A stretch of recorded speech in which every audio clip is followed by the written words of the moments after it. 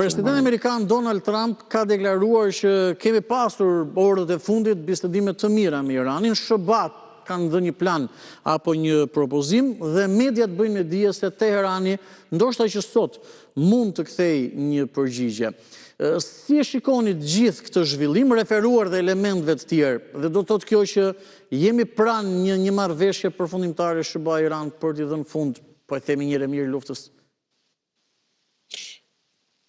Mendoj që kemi dy momente interesante. Vizita Agashit në Peking, me Wang, me ministrin e jashtëm kinez, është akti i parë dhe ajo që pritet takimi Xi Jinping Trump. Po. Mendoj janë faktori kyç dhe mendoj ndoshta edhe shumë domethënës për të arritur të një marrëveshje e cila me siguri do jetë arritur e mundshme, po që se do kemi një marrëveshje për ngushticën e Hormuzit. Me duket citatet, me se ndryshojnë citatet të presidentit Amerikan, deklaratat e presidentit Amerikan. Shumë dhe shpejt. Kërkon që është afër marrëveshjes, theksa, dhe për ato kanë lënë projektin e lirisë. Po. Megjithëse të dy palët tash të përdoren këtë iranianët që kanë të fuqishëm dhe nuk lejuan të trupat amerikane apo marina amerikane në këtë rast. Dhe Trump që dha mundësi edhe herë jemi afër paqes ose marrëveshjes ta quaj kështu.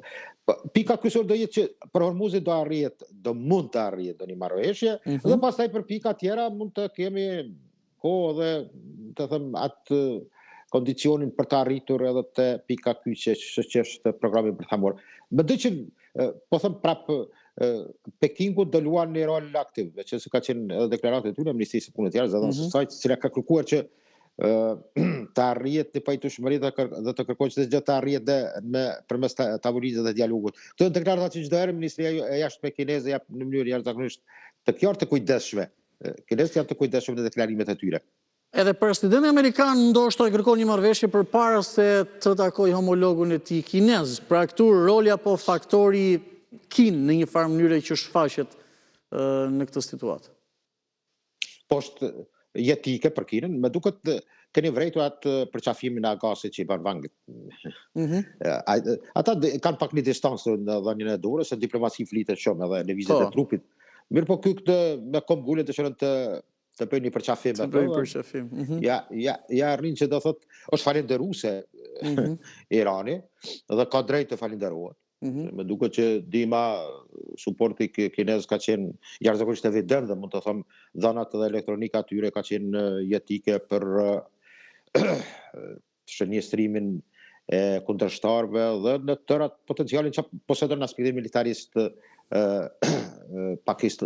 Irani, edhe pse Irani mund të them drejtën ka zhvillim të vet të inxhinieringut ushtarak në cilë po shihet edhe në teren.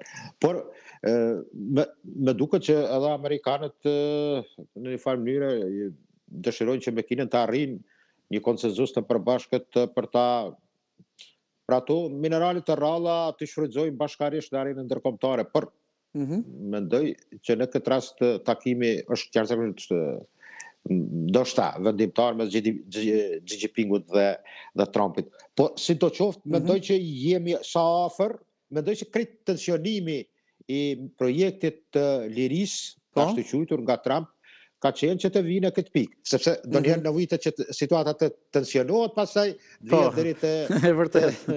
Kështu jemi mësuar. Shpërshkallëzimi.